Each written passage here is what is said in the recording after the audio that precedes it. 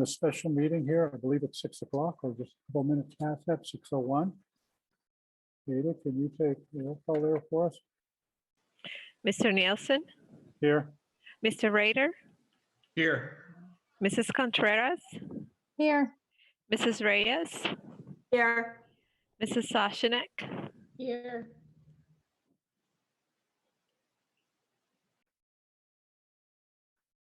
She was here a minute ago. Here. Can you hear me now? Yep. All right, thank you. Let's take a minute here and do the Pledge of Allegiance, and then we'll go from there. I pledge allegiance to the flag of the United States of America and to the republic for which it stands, one nation, under God, indivisible, with liberty and justice for all.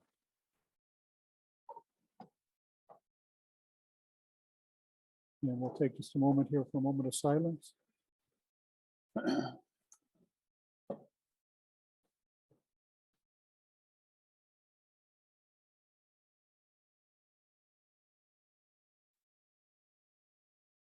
All right. With that, let's go ahead. Dr. Freeman, French, if you'd like to go ahead and start. We're going to have a presentation here on the Esser Funds that we have been given charge over. Thank you, President Nielsen, members of the governing board, Dr. Freeman, and Littleton community. This evening, I would like to share information regarding the elementary and secondary school emergency relief, or Esser Funds, the district has received, and as well as our plan on utilizing those funds. The Coronavirus Aid, Relief, and Economic Security, also known as the CARES Act, was the original COVID-19 relief package and was enacted March 27th of 2020. Arizona districts and charter schools were allocated $264 million to support prevention and preparation and recovery efforts. Funds were allocated based on each district's proportionate share of Title 1A funds received in FY20. The second COVID relief fund, named the Coronavirus Response and Relief Supplemental Appropriations, or CRSA, was enacted December 27th of 2020. The same methodology was used for this allocation, except the allocation was based on FY21 Title 1A proportionate share instead of FY20. Arizona districts and charters were allocated just over $1 billion in Esser 2 funds. The third enactment was the American Rescue Plan and was enacted March 11th of 2021. This is the third installment of Esser funds for districts. In this Relief Act, Arizona districts and charters were allocated $2.58 billion. Arizona districts are projected to receive a total of $4 billion through the Esser Fund program to support local and statewide COVID-19 recovery efforts.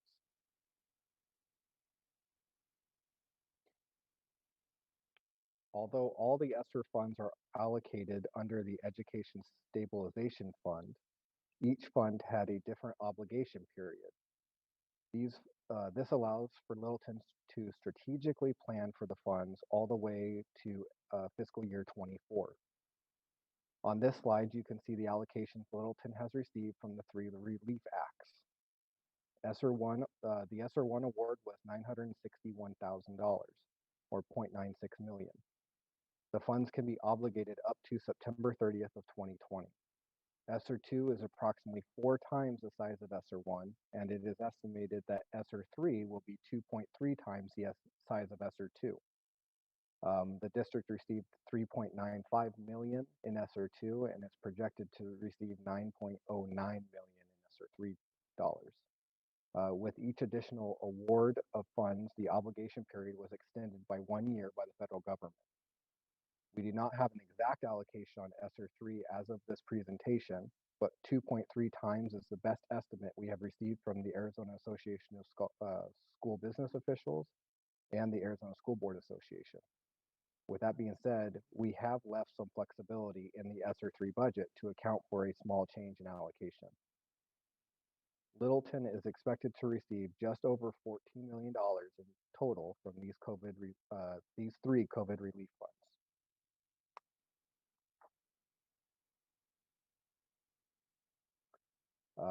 This is a summary of eligible activities with Esser Funds. This is not an all-inclusive list, but does provide a menu of items districts can choose from when determining how to utilize the funds. We have taken many of these eligible activities and incorporated them into Essers 1, 2, and 3. It was the intent with these funds to provide maximum flexibility to districts in deciding how to best utilize based on need.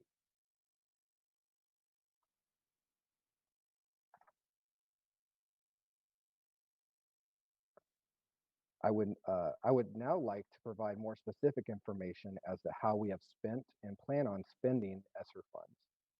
I have attached another document to this agenda item which shows all three Esser budgets by fiscal year. We've created it to be a helpful document for you while following along with these slides. I'm not sure if everybody's had a chance to pull up that other document, but it is a budget that goes from FY20 to FY24. If you remember from the prior slide, the Esser 1 award to Littleton was $961,000. We've used the majority of the funds to retain staff and pay for an additional day for 4+ year teachers outside of their work calendar to prepare for online instruction. Expenses were also made on supplies such as sanitizer and disinfectant, and the social bands we provided the staff members to act as a visual cue on their social distancing comfort level when they returned to the campuses. $123,000 was spent on purchasing student laptops to replace broken devices and ensure every student had a device. You will also notice a line called Indirect Costs. This is an expense allowable in all federal grants, allowing the districts to quote-unquote charge the grant for the administration of the grant, i.e. the bookkeeping, payroll, HR activities, and etc. It allows the district to offset M&O salaries and benefit expenses for the above-mentioned activities.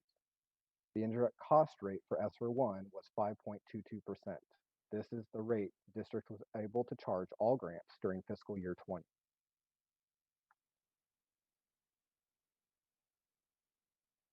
Here is a slide on Esser 2.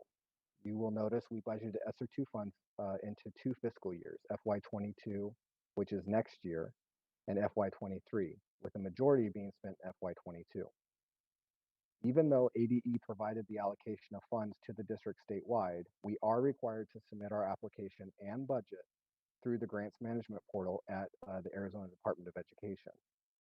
The district's Esser 2 application was just approved by ADE last week, allowing us to draw down on the funds when we are ready.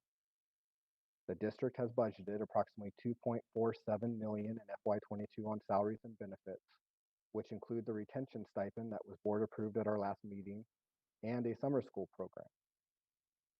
$67,000 was budgeted for COVID tracking, $60,000 in additional supplies above and beyond what is typically spent in M&O, and $543,000 in capital items such as student laptops, retrofitting the boardroom to better accommodate virtual meetings, carpet cleaners, and other technology. The FY23 budget expenditures include $593,000 in salaries and benefits, $20,000 in supplies above and beyond what is typically spent in M&O, and the indirect cost calculation we discussed on the last slide.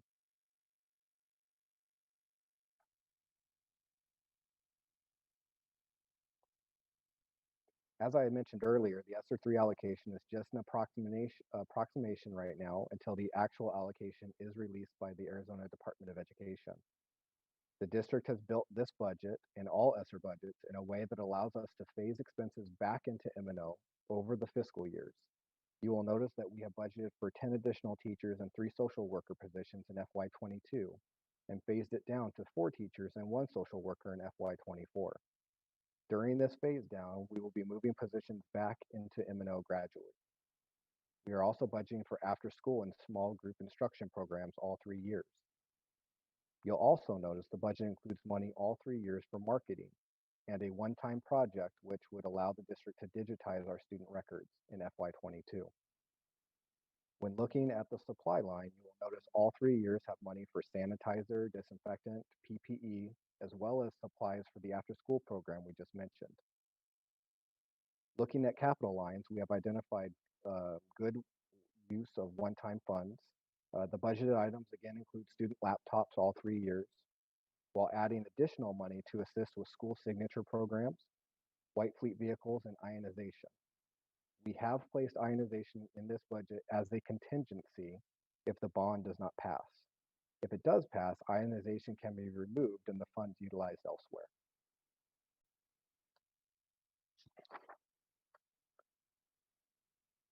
I hope this presentation has provided an understanding of the additional federal relief dollars provided to the district and how we plan to utilize the funds. As this is an information item, I would be happy to address any questions or comments you may have. Thank you, Mr. French. I appreciate that presentation. Any of you members of the board have any questions you'd like to address him or have him answer for us? This is Kathy. I just have a more of an understanding question for myself. So the presentation was good, thank you. But when you looked at allocating the funds for one-time use, I guess is what I heard in some places state, is there any long-term effect on the budget, obviously once these run out for what's called one-time adjustments? Have you taken that into account? And if so, could you speak to it? Yes, Mr. President, Member Reyes, all Esser funds are one-time monies, so we were very thoughtful in not encumbering them or allocating them to ongoing expenses. That is why any new positions that we have created using Esser funds, we planned on phasing out of Esser and moving gradually back into the M&O budget. So in that, oh, I'm sorry. I was just making sure that answered your question. It brings me to another question. So as you hire positions and we phase those back out, that sounds much easier than it really is. We've all seen positions hired and then tried to phase out. So I was just wondering what your strategy was. How do you phase them back? I'm assuming the M&O, through growth, projected growth. Yes, Member Reyes, that is correct. So we would be creating these positions based on the assumption that we will be growing back into our ADM, and that based on that ADM increase in M&O, that we'd be able to absorb those positions back into the M&O budget. And growth was projected at what? A percentage of housing? Correct. So we had a demographic study done by Davis Demographics that has taken a look at home sales and construction permits pulled in our boundaries, and they have come up with a growth projection for us. Over 4 years, 5 years, 3 years? Remember, Reyes, I don't have the exact time frame, but it was, I believe, over the next 10 years. I'm happy to get you that information if you like. No, if it was spread out over 10 years, that's certainly, I just wanted to make sure. I was more curious as to, how you figure it out based on X amount of years, because obviously that does incur cost if we, miss our projections or it was done in too short of a period, but that answers it. Thank you. Thank you. We have the school facility board estimates as well.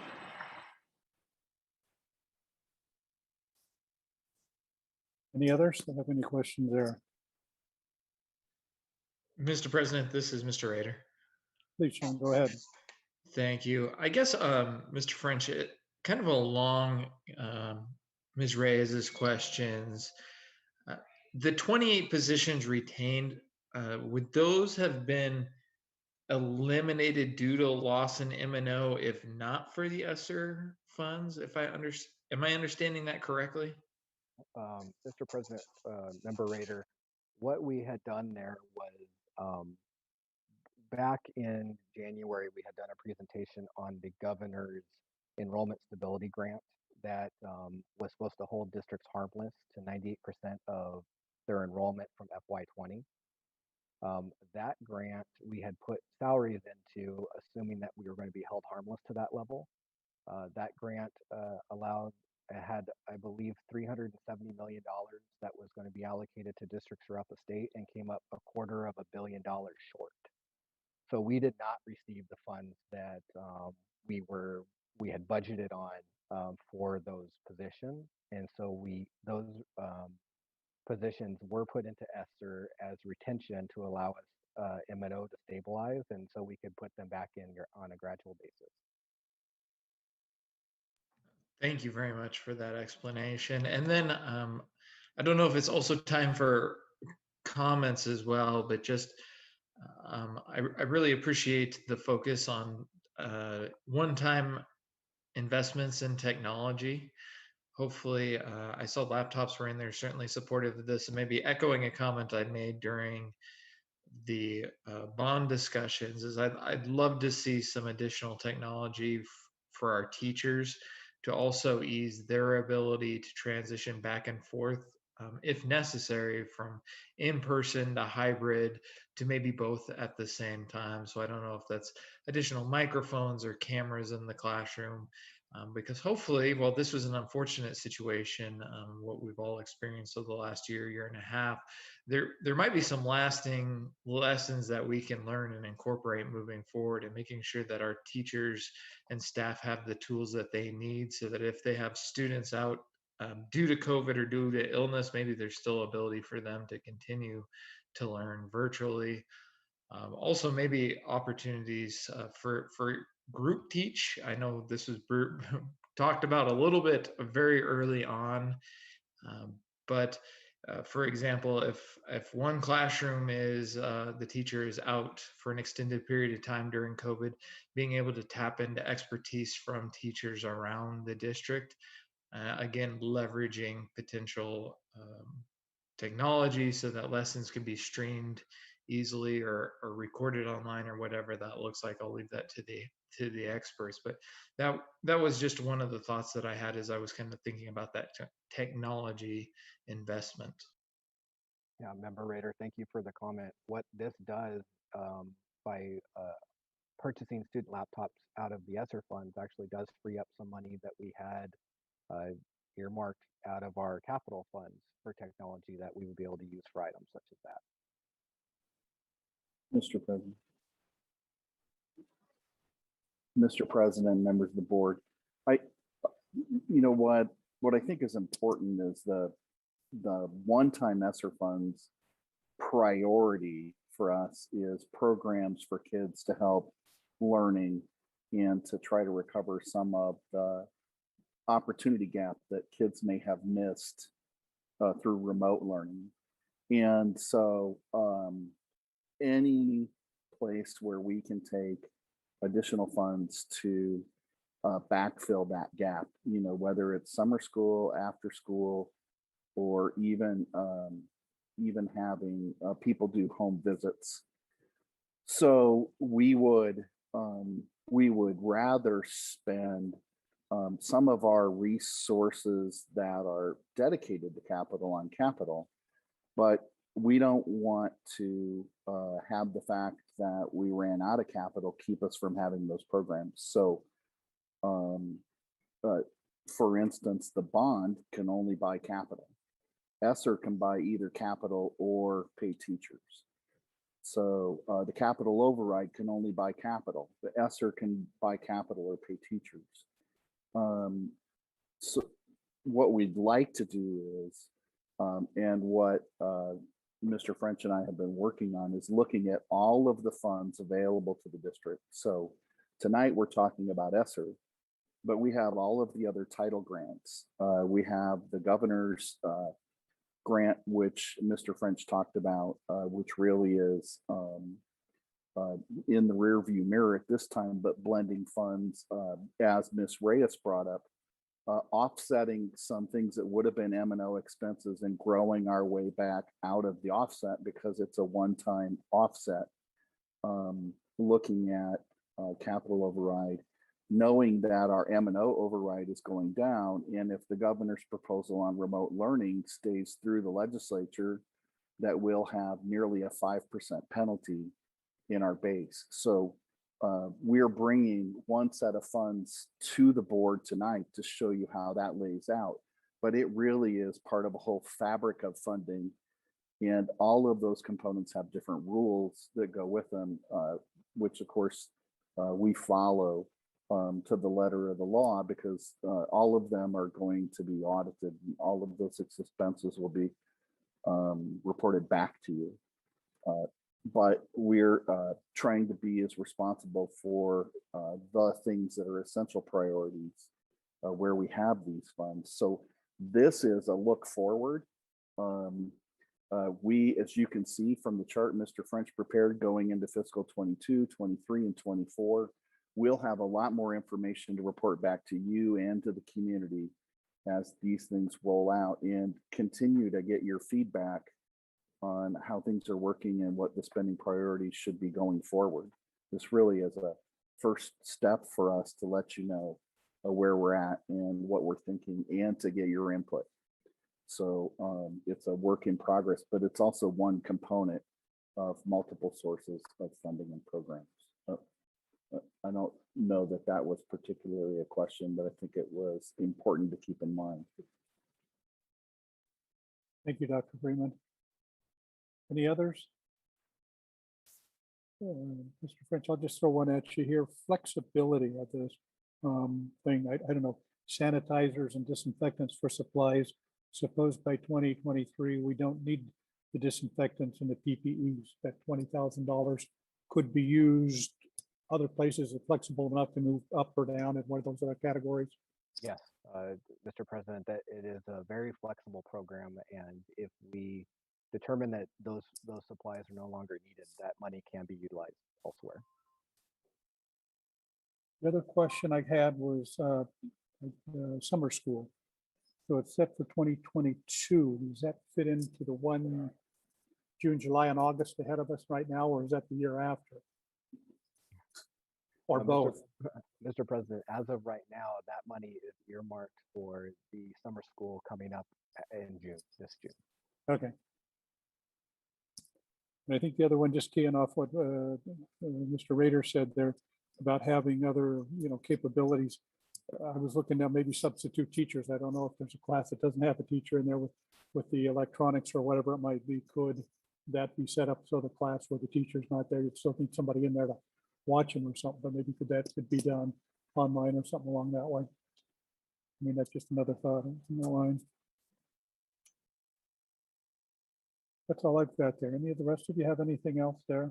I appreciate the work that they have been done to get this taken care of, for at least to see in a first look and a first blush at what we have available with those funds. And these funds are ours. They're not going to be taken away by some magic signature on a piece of paper. The probably the only thing that is a concern of the management team right now is we just got another notice about some of the requirements for these expenditures. So like any federal program, it comes with federal rules and some strings attached. So it is intended to be used for certain things. Mr. French went through the list. It will be audited, but if you're paying attention to the things that are happening in Washington, the federal government is under pressure, one, to get the money out into the community, and then two, to make sure it's responsibly spent and to be able to report that back, because the current administration has more spending planned and want to make sure that those things really are benefiting the community. And what I'd say our concern will be is there's going to be continuing and ongoing legislation that may change some of the rules, but I don't think it's going to be so dramatic that we won't be able to adjust the funds we have to keep up with it. We're just going to have to continue to pay attention to what's happening in Washington, since this is federal money. Thank you. Amy, Sarah, either one of you had any other questions? I guess just one other one, maybe a comment, Mr. French, is as you put these together with the other budgets that Dr. Freeman was talking about, you were talking about, I don't know if you could highlight them in colors and say, this is what we've got, that this is blue and this is O&M and this one is capital and this one's Esser and this one's from wherever I get them from. If I don't know if I could use that way, we'd at least be able to see, where they come from or whatever, to come up with the bottom line that we need there. I don't know if that's possible, but that might be a a good thing for us to look at. Okay, I'll look into that. Thank you. A color-coded bar graph of all of the expenditures in the year, including M&O. It'd be interesting. And this is Something. Kathy. I just have one more request, if I could. If when you bring it back, if you could isolate the staff cost, just the staffing that we're looking at adding and the cost. I would like to see that isolated. Again, my concern is applying these funds to either salary or staffing and being able to continue, even though we projected growth. There's always things that come up. So if you could isolate that cost, that would be great. If there's no problem with that, I would appreciate it. Yeah, Member Reyes, we have that information. It just, we wanted to provide, we didn't want to go into that level of detail this evening, but I can get that information for you. Thank you. And Mr. President, Ms. Reyes, point out that some of those are phased out positions, but some of them are also actually, one-time programs. You can scale. It is typical for us to scale the size of our summer school program to the funds available to pay the teachers. So this summer we plan on opening 2 campuses. We have funds for that if we can get the kids signed up and fill the programs. And we'll have more funds this year than is typical in the summer. So those things that I would say are supplemental pay would be in a separate category than the ones that are what you might consider a work calendar expense. Does that make sense? That's perfect. That's Yeah. kind of what I'm looking for, exactly what you just described. All right, thanks. So with that same thought right there, what do you think where I was going with that? For summer school, the people who sign up for Sunday school, the kids who sign up for school are those who want to come, not necessarily those who need to come. We got any way of assessing where our deficiencies are? So that when next school year comes around, I know we can maybe focus on some of that, or is that just going to be kind of? This is always one of our greatest challenges, Mr. President, members of the board, is that we open up these opportunities, and some of the students who are most in need of availing themselves of those opportunities are the hardest ones to get in the door. One of the things that we'll want to do with the approval to get more social workers is get our people out into those homes, make a case for the intervention. And we've even talked about, asking our teachers if they would go, in teams to homes and actually do some of the intervention there. That kind of idea hasn't been teased out into actually hours and expenses and materials yet. But it is one of our concerns. You hit it right on the head, is how do we get to the real difficult achievement gap areas that exist in our families and our learning community. Those are the tough ones, but we're mindful of it and we're talking about it. Our first attempt is to see if we can fill up the summer school programs. I will give kudos, though, to some of the teachers that I know. They are reaching out to parents. I know this because of my grandson. They reached out to his parents and suggested he would greatly benefit based on scores. And he didn't do well working from home, and offered him summer school. And so I give kudos to those that are doing it. I know we are doing it at what limited amount of what campus, I don't know. But yeah, they sent a whole package suggesting he could probably be very successful next year if he was willing to go. So again, I know that was very helpful, because sometimes you just don't realize that's that's there, or what's the makings of it. So I do think we're doing it. I just don't know to what level. We're also talking about trying to wrap around something fun in summer school to help motivate the kids. For instance, the last day is Thursday, July 1st. So maybe on July 2nd, the kids with good attendance get to go on a trip to a fun venue, which they would essentially be earning, and some other fun things that would happen throughout the course of the day to motivate good attendance and participation from our kids. And so we're working on that. Like I said, I think We're at somewhere around a little over half the seats that we have budgeted for filled, and we'd like to fill them all. So if you have ideas of, we don't want to call it summer school, maybe summer camp. We were looking for another catchy name that we might catch a few more kids. I'd love to have, instead of calling the parents and trying to talk them into sending their kids to summer school, the kids trying to talk their parents into letting them go. You know, you bring a very good point, because when my grandson came to tell me he was going to go, he thought it, and I'm being brutally honest, he thought it was because he was extra dumb. And that's what he said to me. He said, am I the only one going because, you know, I'm dumb? And I said, no, no. And so I think you're right on target in terms of what do we call it? How do we make it feel, you know, that you're not isolated? Those are challenges, but I think you raise a good point. Making it the summer camp, or it's fun and you're not going because, you know, you're anything other than wanting to learn more than you know. I think that's a big challenge. And I do think at the same time, it's an opportunity. Yeah, I would say blame the virus.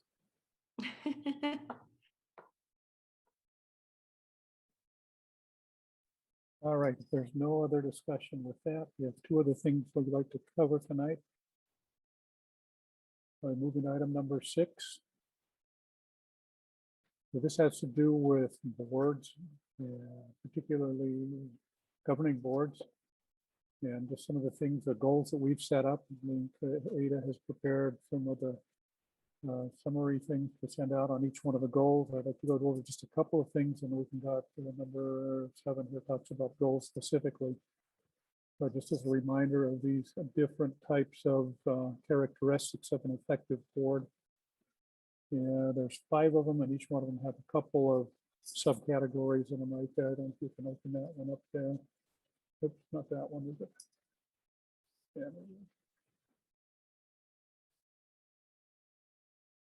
but it has the standards, and just the standards become conduct and ethics, vision, structure, accountability, and advocacy. I think another one part of it, standard 4, accountability. I think we talked about that a little bit tonight. As effective boards are data savvy. They embrace and monitor data, even when the information is negative, and use it to drive continuous improvement. And I think that's kind of what we've looked at. There you go. I think we've seen these before. These are just opportunities for us as we set goals. One of the things we're going to do is review those goals, see how we've done the past years, even with the COVID as part of it, and see where we go. And if there's any specific ones on here that stuck out in your mind that you may have looked through those.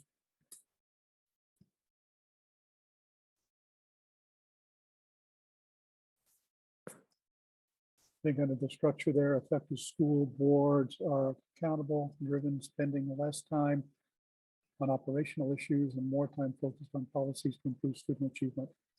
And I think I've heard that this evening, this idea of helping these kids approve and move forward.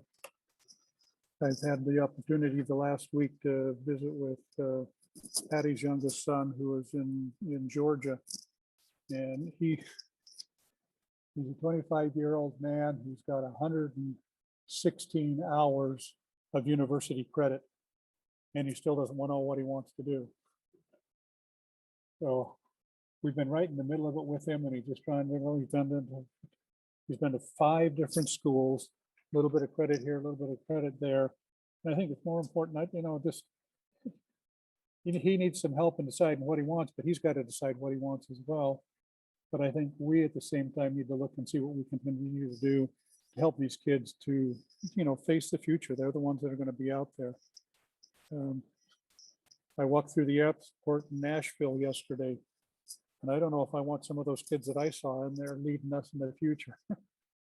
They're just kind of different kind of kids. But, as we work as a board, I'm impressed with what we've done in the past and your thoughts and insights as we work to help those students, those kids in our schools, to gain a better understanding of who they are, what they are, and what they can contribute to the society. And like Kathy says, not that they're dumb, it's an opportunity for them to achieve something that they may not have been able to do in the past. Anything, Dr. Freeman, anything you'd like to add to that? President Nielsen, members of the board, this is, for the benefit of people who may be listening in to our study session tonight, these are resources, and I think actually, I don't know if the source is kind of cut off on the bottom, but these are resources put together in standards and characteristics that the board went through with a facilitator in a study session. Gosh, is it 2 years ago now? So this is content that is review for most of the board. Now, I'm not sure, because I know Ms. Contreras, who's new to the board, this year has gone to some other school boards trainings, and I don't know if any of this material was covered. So part of what we're doing tonight is, by way of review, also giving exposure to people who are new to the board who weren't at that study session to get up to and on the same page as ongoing members about what those 5 standards are and 8 characteristics. And I think really reviewing these is kind of a fundamental piece to introducing the next item, because this is a foundational piece. So I don't know that members would have questions about any of these, except to go over them as a quick review as you move forward with your own goal setting. Thank you, I appreciate that. So with that one, let's go over then, the next item would be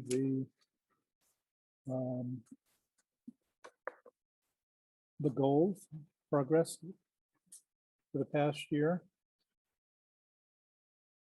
You want to pull those 4 goals up there, we can kind of review down through those.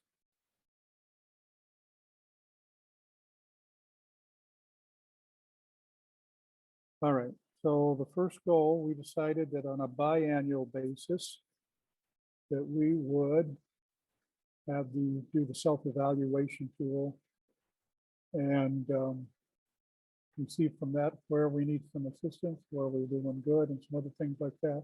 We thought we'd do that every other year. And the next time that comes up is this year. We did it in, like Dr. Freeman said, 2 years ago, in 2019, and gathered these ideas from that particular aspect, from that evaluation. So we're going to schedule that for the second meeting in July. Is that what we decided, Thomas? In July, that way it would fit in with our goal planning for the rest of the year. We've talked in the past. I just need to unmute. My apologies. Mr. President, members of the board, the commitment we made was to have 4 study sessions. So this is one of them. And I think the schedule is for goal number 1 for the biannual self-assessment for members of the board to do that in a study session in July. So essentially what we're looking at is every 3 months, January, April, July, and October, those 4 study sessions. That in that study session, they would go through that self-assessment survey to generate the data. The data then would be available at the same time all the other district data is. So we can talk about governance and leadership in what is, I think, the board's annual goal number 12 is leadership. Mr. French has been working on that. Is it 12 or 13? It's 12. So this ties into the work of the board, and these 4 goals ties into the work of governance and leadership overall in the district. And I think it's a nice piece of progress that way. There's a lot of supporting documents attached to this. Board Secretary Solis has put together to-date progress on goals 2, 3, and 4. And members still have the rest of April, May, and June to work on those if you want to. And then the operational goals and annual goals are where those fit in. So you have in the text and the details a narrative of those, and then you also have a little bit of data so far on the progress of the board, however you want to proceed with the discussion.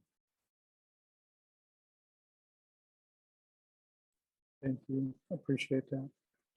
That's goal number one. We'll set that up for July. And did we decide we would probably do it together here so we're in one place, one time, and can space out if we need to space out? Or that was a challenge that the board had before, was working at different times in different places and pulling that data together. And I think the data was a little incomplete last time, and that came up as one of the questions as people were discussing it, and what the meaning was. So I think really, since there's 5 members on the board, 100% participation, would be important, instead of having that kind of open-ended question about the meaning of the response when it's not every member of the board. I'm not on the board. You're the president of the board, so you guys. I think the data is more meaningful, and especially if you're reflecting and wanting to move forward. If we have 100%, but it's my scholarly opinion. thank you very much. Appreciate that. So the second goal was, on an annual basis, each board member shall pursue professional development and collaboration opportunities by participating in a minimum of 2 ASPA or NSPA educational conferences. And I think Ada's done a good job of coming together with the goal 2, with a list of the ones that we've attended over the past year. If you'd like to look over that and see if there's anything else that needs to be added on to that.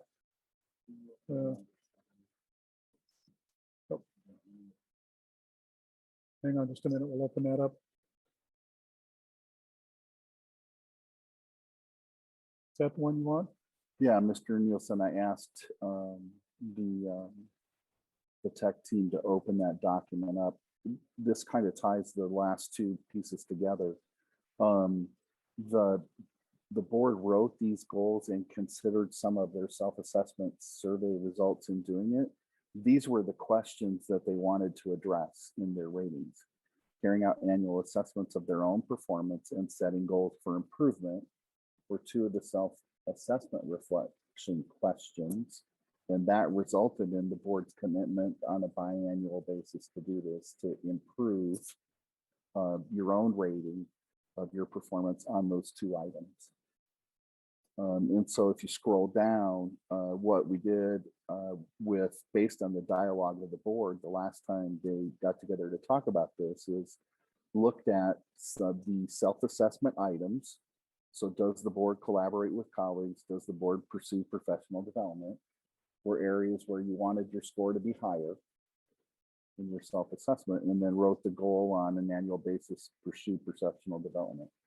So the 4 things that the board has written for goals are based on the self-assessment and reflection that you've done as a team. And you can see the next 2 questions for goal 3, pursuing professional development, collaboration, and then the board communicate its rationale and ensure public is well informed. So that's how you got to those 4 things as priorities for you as a team. That document kind of pulls those different pieces together, I think, pretty nicely for everyone.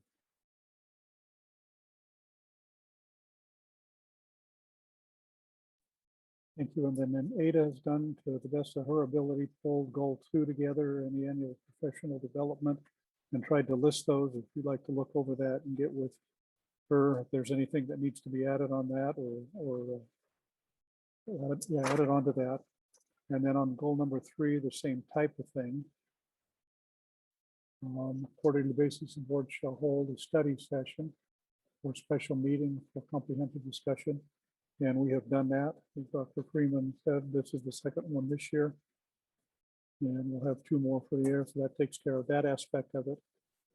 And again, that came out of the responses from the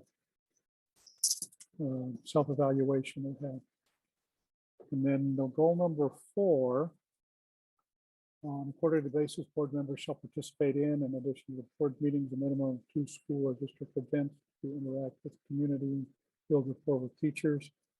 And from the reports that we've made from our statements, again, Ada's gone through and made a list of all of those with the what she has understood or what we fed back to her at those times we've made those board statements.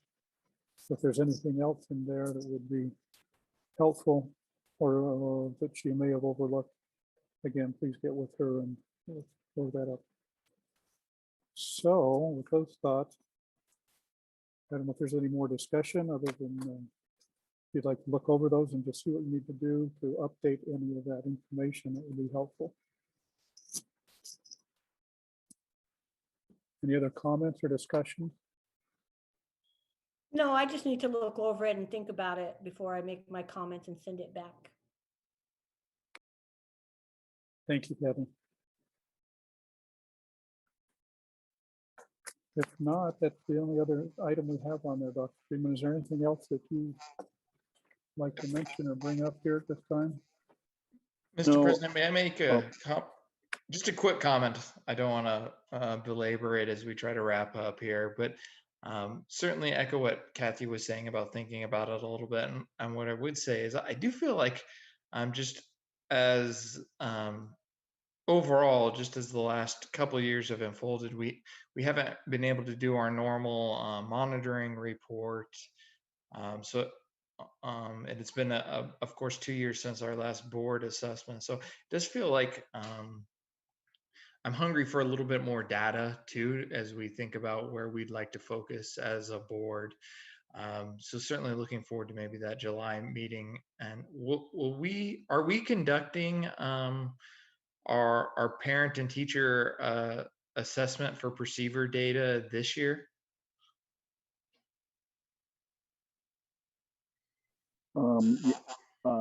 Mr. President, Member Rader, yes, we're trying to, best we can, collect what would be typical survey data. We are changing out some of the items. Some seem a little less relevant and some new things on the horizon that we want to get feedback on.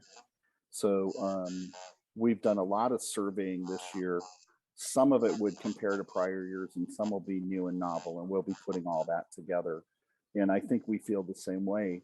But I would say the other thing is Ada put together the data on the board's progress on their goals. Is even given the circumstances of the pandemic, the board's made good progress. And I think just attending to those things and keep being mindful about them has helped.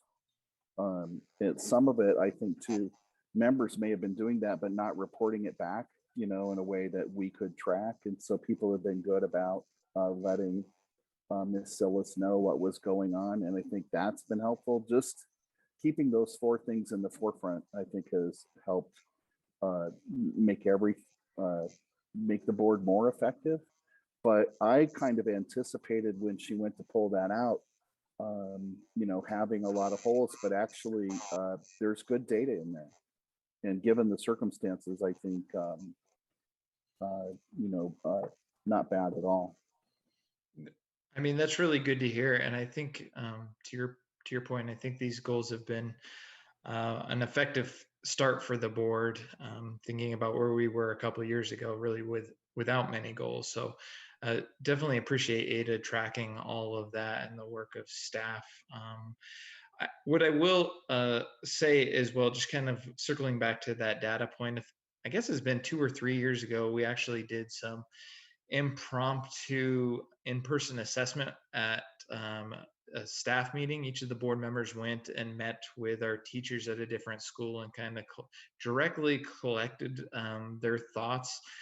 And I think we got a lot of really great feedback, in particular at that time, regarding professional development, and we're able to make some changes to the program that were really meaningful to our teachers and staff. So I think that could certainly be incorporated into goal number 4 and building rapport with our teachers, but it might be something worthy of the board's consideration next year, is getting back out there and kind of talking with our teachers and seeing where they're at, and maybe some areas that we could focus on like we did with professional development. And I think you may remember, Mr. President, Mr. Rader, that we did ask some rating questions of the staff about the governance team. And as a team, your ratings came back strong. And I think especially as we've steered through the pandemic, there is a lot of appreciation in the staff for the concern the board showed for the welfare of staff. Mr. Rader, to your point, getting equipment and support to teachers, supporting the addition of social workers to help struggling families. Those are just some of the things that we've heard. So I think there is a lot of appreciation for what I'm going to call just kind of the steady hand of the leadership, of the governing board through these times. So it, continuing to keep that rapport going, as we move forward, by, having some visits or structured visits or those kind of things, I think probably would be helpful when you get momentum like that. They call it a lot of times in leadership, the flywheel concept. Getting that wheel started is harder than keeping it going once it's already going. And so some activities like that to help keep the rapport of the governance team with the rank and file strong would probably be really worthwhile. Thank you. Appreciate that comment. Any others that we look forward here at the possibilities? I mean, I think we decided, didn't we, Dr. Freeman, that the governing board year was from January to January? Or did we? Well, what the discussion was at the last meeting when we brought that up is you wanted your data to match the school year, even though your terms were calendar years, that your progress as a governance team would be matching the school year. That was the consensus of the board last time. So Ms. Sillis, as she's gone through and made that break, starting July 1 with collecting data for the current year and ending June 30th, is the cycle that we're on now. We were on the calendar year before, but at the meeting or two ago where you talked about the 14 goals, I think that was the consensus of the board, and that's how we've been moving forward. I would like to say, as we get ready to finish up and remind everybody about the meeting on May 11th, we've set up a series of presentations for members of the board that are being agendized for May. We have the architect coming in and looking at the Alomar site plan in 2 phases, if the bond passes, if the bond doesn't pass. We have at the June meeting, the solar energy people coming in to talk about the configuration, number of the panels, kilowatt hours, and the energy to be saved. At the July meeting, we have someone coming in to talk about actual physical upgrades to the support facility so that as we roll into next year, board members will be way more informed at a higher level of detail what the components of those are. We didn't think we could go into deep detail and cover everything all in one night. So that's kind of how we laid those out. May will be the architect's presentation on Alomar.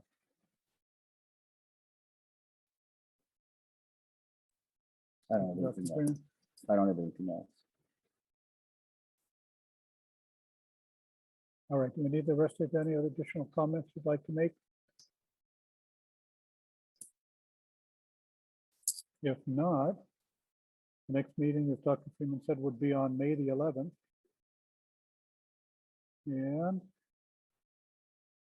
I have a motion to adjourn this evening. This is Kathy. I'll make a motion to adjourn at 6:55. Thank you, This is Kathy. John. I'll second. Thank you, John. Mr. Nielsen, Aye. Mr. Rader, Aye. Mrs. Contreras, Aye. Mrs. Reyes, Aye. Mrs. Sashanek. Aye. Thank you.